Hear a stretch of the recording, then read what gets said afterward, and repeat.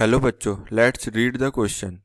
A cylindrical rod of length 50 cm and cross-sectional area 1 cm square is fitted between a large ice chamber at 0 degrees Celsius and evacuated chamber maintained at 27 degrees Celsius as shown in figure. Only small portion of rod are inside the chambers and the rest is thermally insulated from the surrounding. The cross-sectional going into the evacuated chamber is blackened so that it completely absorbs any radiation falling on it. The temperature of the blackened end is 17 degrees Celsius and then steady state is reached. Stephen constant sigma 6 into 10 to the power minus 8 watt per meter square Kelvin power 4. Find the thermal conductivity of the material of the rod. तो यहाँ पर एक cylindrical rod दी हुई है. 50 centimetre cross sectional area है उसका.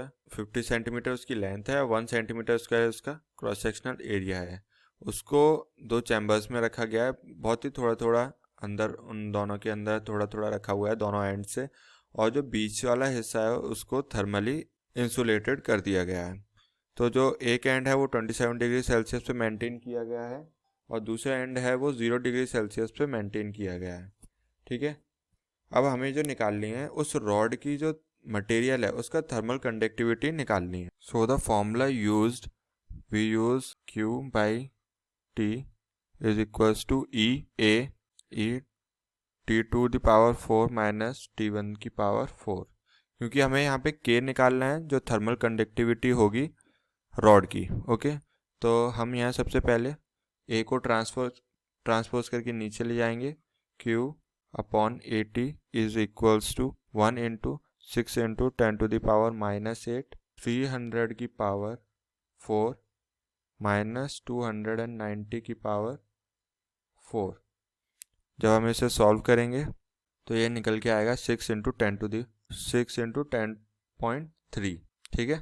And we know that Q by T is equals to KA theta 1 minus theta 2 upon 1. So हम इसे जब सॉल्व करेंगे K को फिर से नीचे ले आएंगे Q अपॉन 80, क्योंकि हमें इसकी वैल्यू मालूम है, ये हमने यहाँ पे निकाली थी इसकी वैल्यू, इसलिए तो हम K theta 1 minus theta 2 upon 1.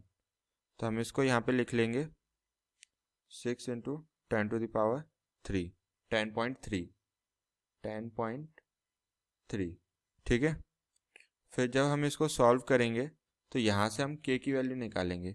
K is equals to 6 into 10 to the 6 into 10.3 6 into 10.3 into 0.5 upon 17 and at the end K is equals to 1.8.